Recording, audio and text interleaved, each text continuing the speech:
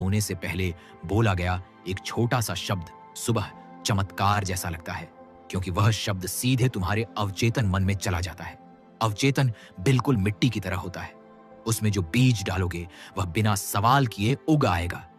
अवचेतन यह नहीं पूछता कि यह सही है या गलत, यह अच्छा है या बुरा। वह बस जो डाला गया है उसी को बड़ा करता है। और रात को अवचेतन सबसे ज्यादा खुला होता है। दिन में मन पहरेदार बनकर खड़ा रहता है, वह हर बात पर रोक लगाता है, लेकिन रात में वह पहरेदार सो जाता है। इसलिए जो बात दिन में अंदर नहीं जा पाती, वही बात रात में सीधे भीतर उतर जाती है। इसी कारण सोने से पहले का समय बहुत पवित्र होता है। उसे यूं ही बर्बाद मत करो। उस समय डरावनी बातें मत देखो, खबरें मत सुनो, नकारात्मक बातें मत सोचो, क्योंकि तुम नहीं जानते कि कौन सा बीज अपने भीतर बो रहे हो। फिर सुबह उठकर कहते हो, पता नहीं क्यों मन भारी है, आज पता नहीं किसका चेहरा देख लिया, दिन खराब हो गया। कोई कारण नहीं होता, बीज होता है, और वह बीज रात में बोया गया होता है।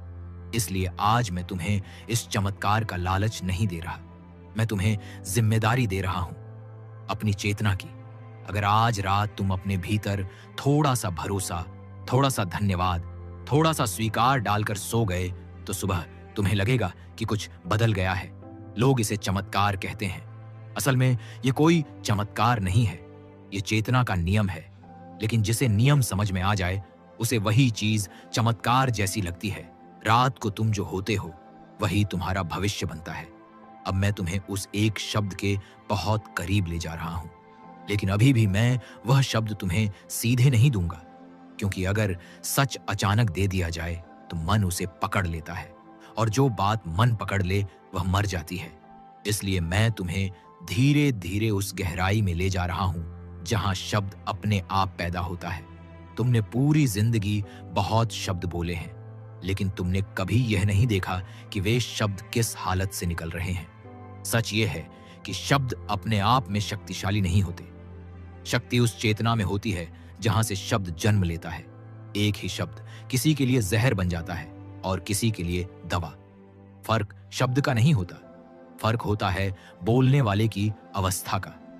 तुमने अनुभव किया होगा, कभी कोई हल्की सी बात कह देता है और वह दिल में तीर की तरह चुभ जाती है, और कभी कोई कड़वी बात कह देता है और तुम्हें छूती भी नहीं।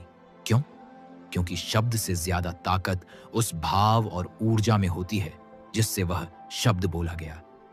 अब मैं तुम्हें फिर वही बात कहता हूं, सोने से पहले बोला गया एक शब्द सुबह चमत्कार जैसा लगता है, क्योंकि उस समय मन थक